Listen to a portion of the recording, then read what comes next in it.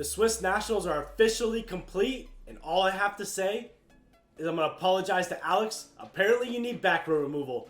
So we're going to be going over the Swiss Nationals. We're going to go over some of the deck profiles that we've been able to find. We're going to go over some of the tech options that we've been able to see. We're going to talk about some Banlist ideas that could be happening this Monday. So with all that, please make sure to subscribe to the channel. Help us get over 3,000 subs. And let's dive into the Swiss Nationals recap. House of Cards. TCG. And here we have your top 16 results. This is from the Swiss Nationals. So we have some profiles coming up on the channel. It's going to be from the Swiss Nationals and from the Swedish Nationals, two different events that happen. So you're going to see profiles from both of those that I've been able to find for you. But this is your Swiss Nationals top 16.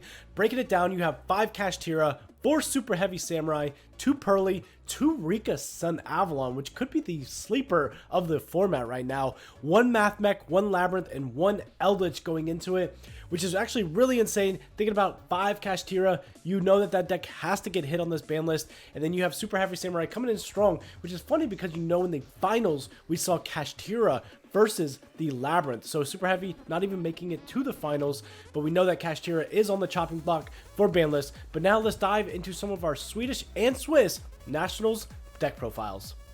And this right here, this is the top 16 Eldritch deck profile. This is basically, you're not gonna play. I don't know what else to call this except that you're not gonna play, and this is have a good time. Now, I do think that a lot of people probably did not sideboard in a lot of back row removal, and it's going to probably show here. We're going to go over the deck profile. So obviously 3 of the big boss, the Golden Lord, 3 Sanguine, 3 Conquistador, 2 Haquero, and 1 Golden Land Forever. That's pretty much been standard for 5 years. You know, whatever long Eldritch has been around, that's pretty much been standard. 2 Cursed Eldland, and then you're going to have 1 White Destiny. Again, all standard Eldritch engine.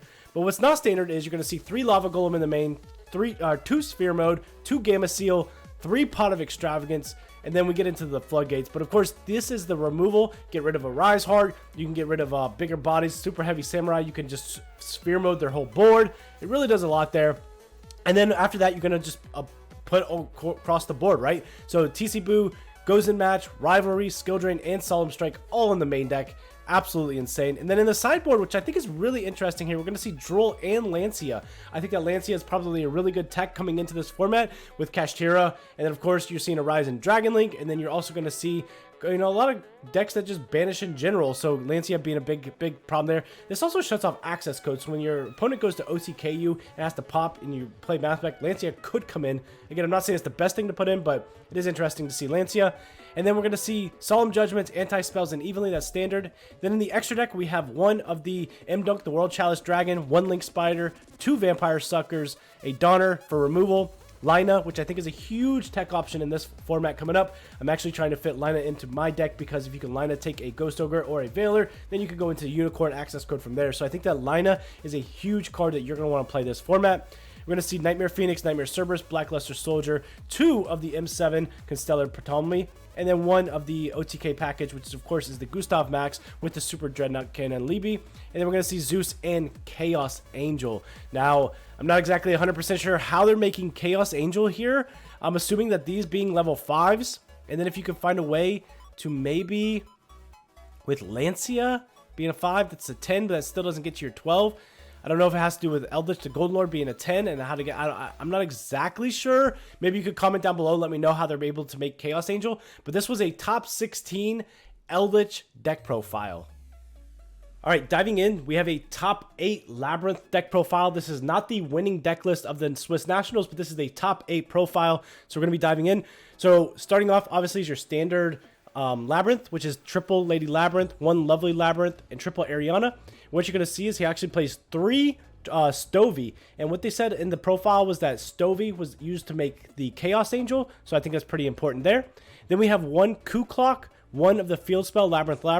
Then we have triple Big Welcome and triple Welcome Labyrinth. That's standard Labyrinth stuff there. They decided to play Pot of Prosperity over the Extravagance, and then they main deck Droll, Gamma, and Imperm. So deciding not to main deck Ogre and deciding to put an Imperm over Ogre, which I think is really interesting. Maybe that was for Kashtira. being that they're pretty popular. Then we're going to see one of the Epidemic Virus, one of the Dimensional Barrier, 2 Dogmatic of Punishments, 2 Terrors of the Overroot, and triple Skill Drain. And the Skill Drain might be a popular choice here in these trap decks. In the side deck, we have double Gamma Seal, double Lava Golem, triple Ash Blossom, a Bestial, which is 2 Magma, 1 Druid Swarm. Then we're going to see Red Reboot, Deck Devastation Virus for Super Heavy Samurai, and then the triple Solemn Judgment. Then we're going to see in the extra deck, we have 1 Moo Cracker, we have 1 Underworld Goddess, we have 1 Baguska, 1 Zeus, 1 Excel to make your Baron if you hit them with Gamma. Then you have 1 Omega. You have the Chaos Angel, and then apparently there's some spicy tech with Chaos Goddess that I don't know about. They said if you know the combo, you know the combo. Once per turn, you can send 1 light monster from your hand to the graveyard, then target 1 level 5 higher dark monster in your graveyard, special summon that monster, but it can't be used as a synchro material. Maybe that has some synergy to do with some of the Labyrinths, but apparently Chaos Goddess was really huge in this deck. Then we're going to see basically your punishment targets, which is going to be 2 of the Tri-Brigade Link 5s, 2 Elder Intis, and 2 of the Garura. So this is your top 8 Labyrinth deck profile. Alright, here we have a topping super heavy samurai deck. So let's dive into this. There's some really spicy text into this deck, so I really want to go over that. So we have triple of the Motorbike, triple Prodigy, triple Soul Piercer, triple Wagon, 2 big Benkai, 1 Soul Gaia, 1 of the Stealthy, I still want to call it Spy, 1 of the Scales, 1 of the Soul Peacemaker, 1 Kaiju, 1 Regulus, 1 Ancient Box, 1 Tunneler. Basically your standard super heavy samurai stuff. He decided to main deck 2 Fenrir, which was said was insane, triple Droll, triple Ash, triple Valor, triple Ogre, triple Gamma. That is your hand trap lineup. That is what you do. Now, I think really what's crazy here is the side deck. The side deck is insane. So he played triple Kurikara in this deck, said it was the MVP, said that that's how you OTK, and said it was the best card in his side deck. On top of that, he also played Sage to Floor. So what Sage to Floor does is you can target 1 monster you control and 1 card on the field, special on this card, and if you do, destroy them. If this card is sent from the field to the graveyard, you can target 1 of the monsters in your graveyard, shuffle it into the deck. Basically, what you could do is you could out the back row, you could out the skill drains, you could out those things, and you could get your Soul Piercer effect. So, or you could even go into Zeus. Zeus, I don't exactly know, because you can't Zeus. Zeus would be a quick effect, but yeah, basically, this is how you outed the back row, is instead of playing Eccentric, they played Sage to Floor. And I think this is also how you get rid of the Rainbow Magician, maybe? No, because you can't activate effects. So, but anyway, they said this card was insane. You obviously have the Bestial lineup. This is becoming standard now. You're seeing 2 of the Magnamuts, 1 Druid Swarm, 1 Magical Hound, 1 Jinzo for the Labyrinth players and the Eldlich players, 1 Spell Canceller, and triple Prohibition. And then in the extra deck, we have 2 Scarecrows, 1 Ancient Gear Ballista, 1 Genius, 1 Saruja, 1 Appaloosa, a Gear Giant X, which he said he never made. And then we have 1 Baguska. I don't know why it's being weird. 1 Merrymaker, 1 Champion Sargus, 1 Zeus, 1 of the Saratobi, 1 Savage, 1 Excel, 1 Baron. Basically your standard super heavy. But Sage to Floor, coming out of nowhere. I think that's a very interesting tech for super heavy samurai. Alright, we have been able to find, this is from the Swedish Nationals, we've been able to find an Adventure, Mannadium, Scareclaw Sprite deck, which I think is really cool that I wanted to bring you guys. So this is 3 Enchantress, 1 Griffin, 2 Rite of Aramasir, 1 Dracoback, 1 Faithful, that's standard. Then you have 3 of the new Ringleworm, the Apple Dragon. I love this dragon. I think this dragon is insane. The fact that you can use it as a tuner, banish it, and then bring it back, and it's just so crazy. You have 3 of the Visa Starfrost, 1 of the Scareclaw Rykart with the Arrival, standard, 3 of the Mannadium Reamheart, and then 3 of the Meek.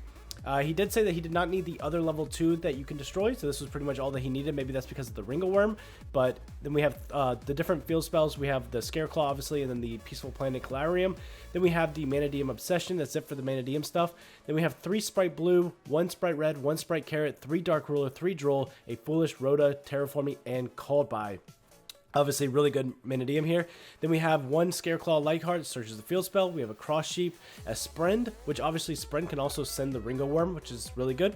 Appaloosa, the Gigantic Sprite. Then we have 2 of the Vicious Astrolaud. This is obviously easily summoned in the deck and goes for OTK. Then you have Coral Dragon, Stardust, Omega, Excel, Despotter, the Baron, the Chaos Angel, and then the Ice Jade. It's kind of funny because you look at like from Omega down to Chaos Angel, it's pretty much becoming standard in people's extra decks that you're gonna see that package, which is the, you know, rank 8 or synchro 8 into a synchro 10 kind of package there, which is, and this guy didn't even play Gamma, so I think it's really interesting. So into this sideboard, we have 3 Kurikaras. We have a bigger Bestial package, this time being 3 Magnamuts, 1 Druid Swarm, and 1 Baldrake. 3 Mistaken Arrest, which I think is very interesting. 1 Harpy's Feather Duster is the only back row removal the guy had.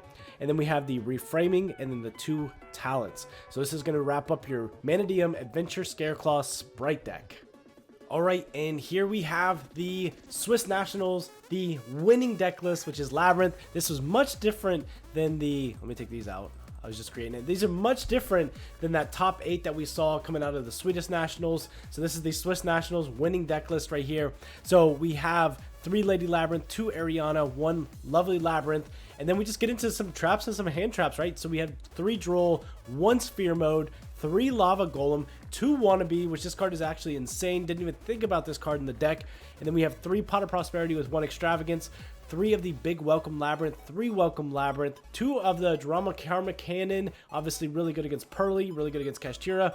Then we have 2 Dimensional Barrier, 2 Dogmatic of Punishment, 2 Evacs, 1 Terrors of the Overroot, triple Skill Drain, triple Gozen. Obviously, Gozen being a huge floodgate in this meta call right now. For the extra deck, we have 2 Lingaribo, 1 Anima, 1 Moocracker, 2 of the Tri-Brigade Link 5, 2 of the Garua, triple Intis, 1 of the Fossil Warrior Skull Knight, and then here, said he never actually brought this out, but you got the Dagirsu, the Aggregator, and the Zeus. And then for the sideboard, we have triple Shifter. Obviously, Shifter is just a card that is insane in this. Just Shifter's got to go, right? We got the Bestial Package with the Heavenly Prison, the Epidemic Virus, triple anti-spells, 2 Kaijus, and the Sphere Mode, rounding out your Swiss Nationals top number 1 best deck, I guess you could say. Labrynth, crazy, right?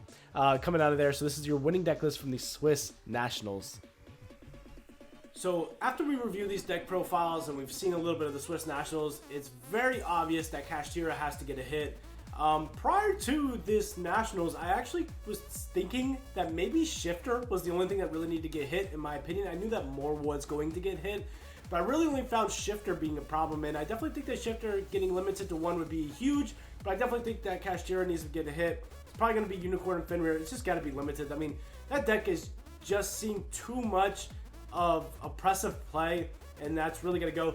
And then another thing that I think that we're really going to see is the skill drains. The skill drains obviously have to go, and if skill drains were to get limited to 1, what does that do for Pearly? Because really, Pearly kind of... a skill drain is kind of an out with Pearly and, you know, with these back row decks and seeing what they're able to do. But at the same time, I think that those back row decks also did well because people were not, as you can see, side decking back row removal. I mean, it wasn't in any of those profiles, right? So because they weren't really sideboarding any back row removal, we saw a surge in these back row decks. If people were to start sideboarding that, then we're going to see them kind of go down a little bit. So maybe Skill Drain is fine. And I actually think that Skill Drain is a fine card. There's many ways to out it. I just think that people were surprised by back row here, and that's why we saw this surgence in back row. And then also Kashtira just needs to get hit. And I think that Shifter does need to go. And I'm just going to throw this out there because I'm a proponent. I can't stand Fluenderies. I always lose. It's my kryptonite. I just can't stand the deck. Get rid of Harpy Featherstorm, please.